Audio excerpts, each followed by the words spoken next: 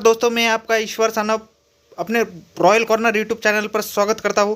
तो दोस्तों आज मैं आपके लिए लेकर आया हूं एक बम्पर सेंट्रल गवर्नमेंट की जॉब। 361 पदों पर भर्ती है दोस्तों। इलाहाबाद यूनिवर्सिटी को कौन नहीं जानता, सेंट्रल के अंडर आती है इलाहाबाद यूनिवर्सिटी। उसी में 361 पदों पर यहाँ पर बम्पर भर्ती निकली है। आप चाहे 10th हो, 12th हो या ग्रेजुएट हो, कोई भी यहाँ पर अप्लाई कर सकता है। अलग अलग पोस्ट पर यहाँ पर भर्ती है, तो उसी के बारे में आज हम लोग देखेंगे दोस्तों। तो वीडियो शुरू करने से पहले दोस्तों, आप अगर हमारे रॉयल कॉर्नर यूट्यूब चैनल पर अगर नए हो तो चैनल को सब्सक्राइब करने के लिए ना भूलें और बेल आइकन को जरूर दबाइएगा। तो दोस्तों चलो शुरू करते हैं आज का अपना वीडियो।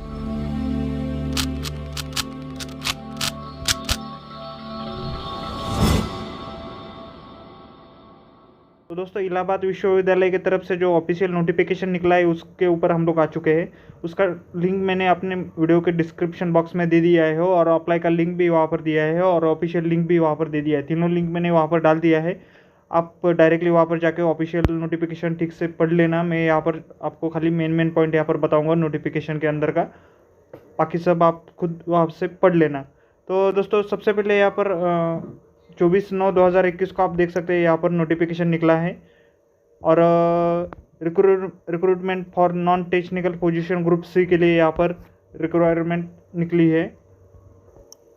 तो यहाँ पर आप नीचे देख सकते हो दोस्तों कि इंपॉर्टेंट डेट्स दी हुई है। 24/9/2021 को एप्लीकेशन स्टार्ट हुआ है। पेमेंट फी भी उसी तारीख को स्टार्ट हुई है और online registration and last date यहाँ पर दी हुई है। फाइनल पेमेंट और फीस और रजिस्ट्रेशन का 23/10/2021 तक यहाँ पर आप एप्लीकेशन कर सकते हो और फीस पेमेंट यहाँ पर कर सकते हो।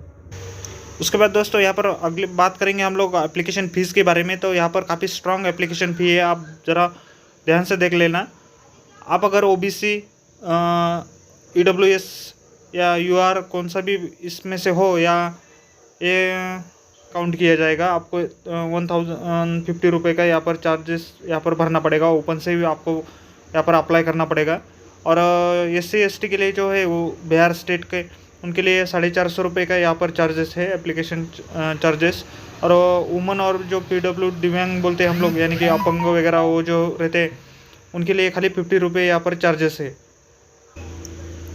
उस 2018 के एप्लीकेशन के लिए अप्लाई किया था वो लोगों के लिए भी खाली 50 रुपीज़ का चार्जेस है। यहाँ पर आप देख सकते हो ये 50 रुपीज़ का चार्जेस है। उसके बाद में 3/2016 के इसमें जिन लोगों ने अप्लाई किया था उनके लिए भी यहाँ पर देख सकते हो, वो पोस्ट का भी आगे नाम दिया हुआ है, कौन कौन सी पोस्ट आप उस टाइम पर निकली थी उनके लिए चार्जेस है, वो लोग ध्यान से यहाँ पर देख लेना। उसके बाद दोस्तों हम लोग बात करेंगे वैकेंसी पोजीशंस के बारे में। तो सबसे पहले का जो पोस्ट है दोस्तों यहाँ पर एनिमल अटेंडेंट का है, ग्रुप सी में सब पोस्ट है। और लेवल 1 का उसका पे स्केल यहाँ पर रहेगा और टोटल 5 पोस्ट पर यहाँ पर वैकेंसी निकली है। तो आप बाकी वो आरक्षण का जो है SC ST OBC का आप वो बाद में देख लेना सब कुछ। दूसरा नंबर का जो पोस्ट है दोस्तों असिस्टेंट ड्राफ्टमैन का पोस्ट है यहाँ पर, उसको भी लेवल 3 का यहाँ पर पेमेंट है। 3 वैकेंसी यहाँ पर है।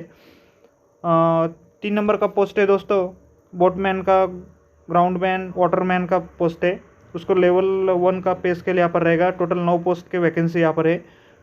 4 नंबर का पोस्ट है दोस्तों डाटा एंट्री ऑपरेटर का, उसके लिए लेवल 4 का पे स्केल है। टोटल 23 वैकेंसीज यहाँ पर है, यानी कि 23 वैकेंसी है टोटल यहाँ पर।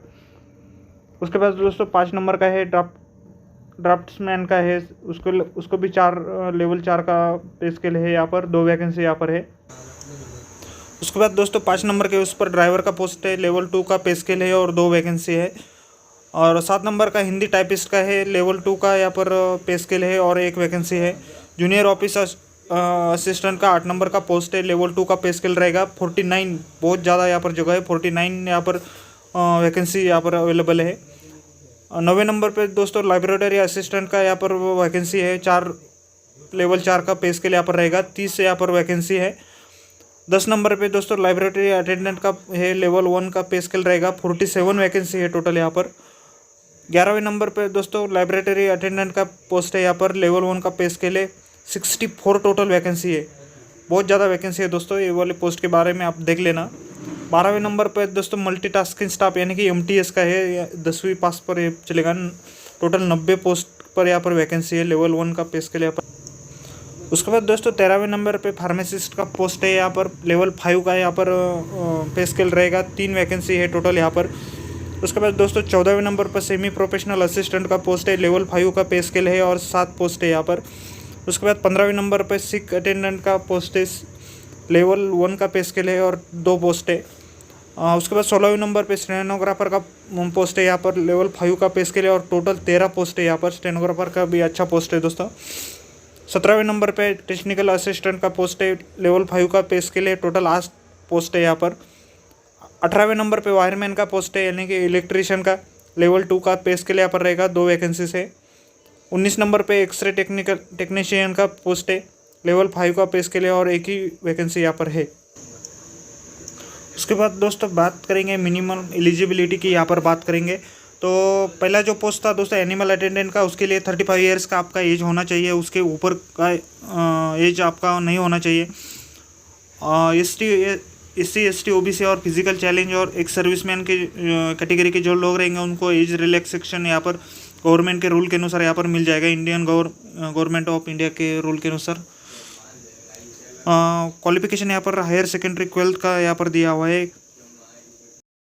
और यहाँ पर दोस्तों आपको 2 साल का यहाँ पर एक्सपीरियंस होना अनिवार्य है, वो भी लैबोरेटरी में काम करने का एक्सपीरियंस आपको होना चाहिए और आपका साइंस में पढ़ाई होना ज़रूरी है।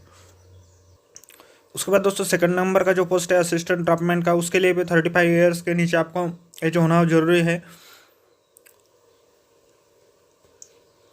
इसमें आपका क्वालिफिकेशन डिप्लोमा इन ड्राफ्टिंग में होना चाहिए, या तो फिर आर्किटेक्चर में आपको 55% आपका परसेंटेज होना ज़रूरी है। इसके लिए कोई भी एक्सपीरियंस का कुछ ऐसा ज़्यादा ज़रूरत नहीं है। उसके बाद दोस्तों बोटमैन, ग्राउंडमैन और वाटरमैन का ये पोस्ट है, उसको 30 ईयर के नीचे आपका एज होना चाहिए। और इसके लिए क्वालिफिकेशन 10th पास खाली है यहाँ पर, एजुकेशन क्वालिफिकेशन जो है 10th पास का है। और आपको ग्राउंड जो इसका है मेंटेनेंस का यहाँ पर एक्सपीरियंस यहाँ पर होना ज़रूरी है। उसके बाद दोस्तों डाटा एंट्री ऑपरेटर का है, 30 ईयर के नीचे आपका एज होना चाहिए।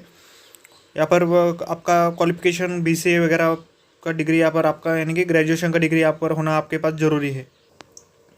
उसके बाद दोस्तों 5 नंबर का पोस्ट है उस ड्राफ्टमैन का, उसके लिए 35 ईयर्स के नीचे आपका एज होना ज़रूरी है। और डिप्लोमा आपका जो क्वालिफिकेशन है वो डिप्लोमा इन आर्किटेक्चर और ITI डिप्लोमा इन ड्राफ्टमैन में आपका होना ज़रूरी है। 55% मार्क्स आपके यहाँ पर होने चाहिए और 3 साल का यहाँ पर आपका एक्सपीरियंस होना ज़रूरी है। 6 नंबर का पोस्ट है दोस्तों ड्राइवर का पोस्ट है, 35 ईयर्स के नीचे आपका एज होना यहाँ पर चाहिए। और आपका जो क्वालिफिकेशन है वो 10वीं होगा तो भी चल सकता है यहाँ पर। और ड्राइविंग लाइसेंस आपके पास होना चाहिए, लाइट व्हीकल का, मीडियम और हेवी व्हीकल का, और 3 साल का आपको यहाँ पर एक्सपीरियंस होना ज़रूरी है। उसके बाद दोस्तों 7 नंबर का जो पोस्ट है हिंदी टाइपिस्ट का है, हिंदी टंग को लेकर हम लोग बोलते हैं उसको। 30 वर्ष से अधिक आपका यहाँ पर एज नहीं होना चाहिए। यहाँ पर आपका जो एजुकेशन क्वालिफिकेशन है वो 12वीं होना चाहिए। और आपका जो टाइपिंग का कोर्स आपने किया होना चाहिए। आपका इंग्लिश में जो टाइपिंग का स्पीड है वो 35 वर्ड पर सेकंड पर मिनट होना चाहिए। और हिंदी के लिए 30 का स्पीड यहाँ पर दिया गया है। उसके बाद दोस्तों जूनियर ऑफिस असिस्टेंट का यहाँ पर पोस्ट है, उसके लिए भी 30 के नीचे आपका एज होना ज़रूरी है। कास्ट के अनुसार वो बढ़ता है, आपको पहले ही बता चुका हूँ। कास्ट के लिए वो रिलैक्सेशन यहाँ पर दिया हुआ है। आपको क्वालिफिकेशन जो है ग्रेजुएट विथ 50% मार्क फ्रॉम आपका होना चाहिए। 50% मार्क्स आपका यहाँ पर ग्रेजुएशन में होना ज़रूरी है। और टाइपिंग का आपके पास सर्टिफिकेट होना चाहिए। इंग्लिश के लिए 30 वर्ड पर मिनट में होना चाहिए। और हिंदी के लिए 25 मिनट पर वर्ड आपके स्पीड यहाँ पर होना चाहिए। उसके 9 नंबर का जो पोस्ट है दोस्तों लाइब्रेरी अटेंडेंट का पोस्ट है, उसके लिए भी आपका उम्र जो है 30 साल के नीचे होना चाहिए। और जो क्वालिफिकेशन है वो उसके पास आपका बैचलर डिग्री आपके पास होना ज़रूरी है। कंप्यूटर का नॉलेज भी आपके पास यहाँ पर होना ज़रूरी है। 10वें नंबर का जो पोस्ट है दोस्तों उसके लिए भी 30 ईयर के नीचे आपका एज होना चाहिए। और एजुकेशन क्वालिफिकेशन 12th स्टैंडर्ड यानी कि 12वीं आपका होना चाहिए, और वो भी साइंस में। और 2 साल का आपका लेबोरेटरी में काम करने का आपके पास एक्सपीरियंस होना ज़रूरी है। उसके बाद 11वें नंबर का जो पोस्ट है लेबोरेटरी अटेंडेंट का, लाइब्रेरी अटेंडेंट का पोस्ट है यहाँ पर, उसका भी एज जो है 30 ईयर के नीचे आपका होना चाहिए। और यहाँ पर आपका 12वीं का क्वालिफिकेशन होना चाहिए, डिप्लोमा या other certificate course in library science from recognised institute में आपका होना चाहिए। यहाँ पर 12 नंबर का जो है मल्टीटास्किंग स्टाफ जो बोलते हैं हम लोग MTS का, 30 ईयर के नीचे आपका यहाँ पर एज होना ज़रूरी है। और क्वालिफिकेशन जो है यहाँ पर आपका 10वीं होना चाहिए, या तो फिर ITI भी चलेगा। यहाँ पर 13वें नंबर का जो पोस्ट है दोस्तों यहाँ पर फार्मासिस्ट का, उसके लिए 35 ईयर्स का आपका एज नीचे एज होना चाहिए।